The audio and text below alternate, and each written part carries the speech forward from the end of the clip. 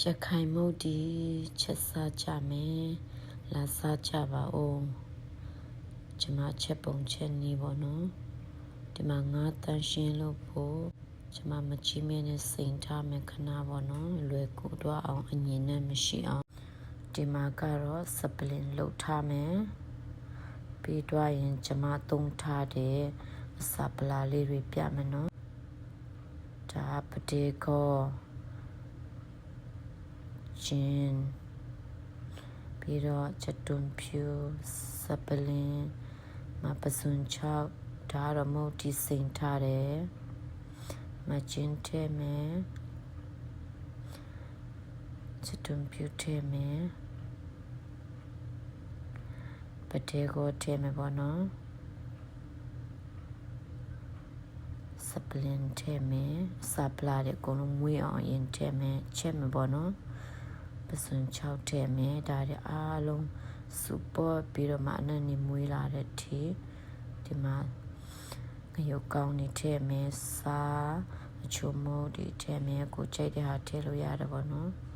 ချိုးစချို့မို့မကြိုက်ဘူးဆိုရင်မထည့်ဘူးပေါ့နော်အစပလာအုပ်ထားမယ်ပြီးတော့ဒီကြားထဲမှာငါ့ကိုတန်းရှင်းရင်လုပ်ပြီးပေါ့နော်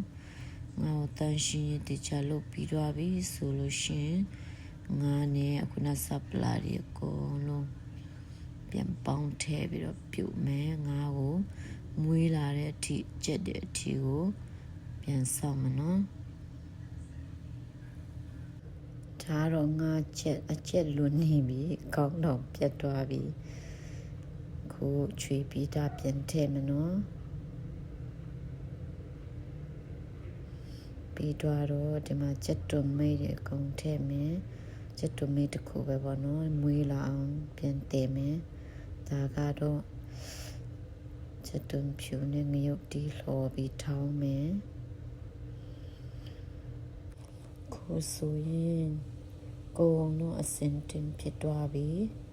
ပွဲပင်ဖို့ပဲချန်တော့တယ်ကဲအကုန်လုံးကပြီးသွားပြီဆိုတော့ဒီမှာပွဲပင်တော့မယ်ကြိုက်တဲ့ဟာထည့်မယ်ပေးပင်ပေါက်လည်းထည့်ရပါတော့ကျွန်မကပေးပင်ပေါက်ထည့်ပြီးဆိုတော့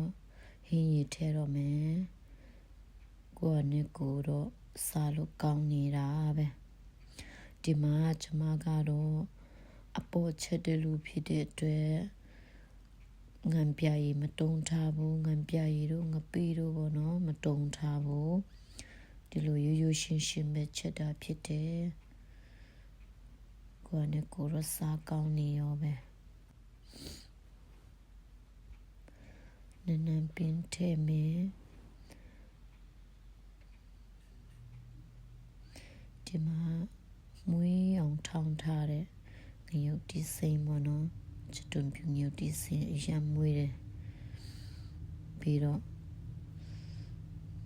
တံပြားတင်းထည့်လိုက်မယ်ခုဆိုရင်ကိုဟာနဲ့ကိုစားကောင်းနေတဲ့အင်ချက်ရခိုင်မှုဒီစားလို့ရပြီ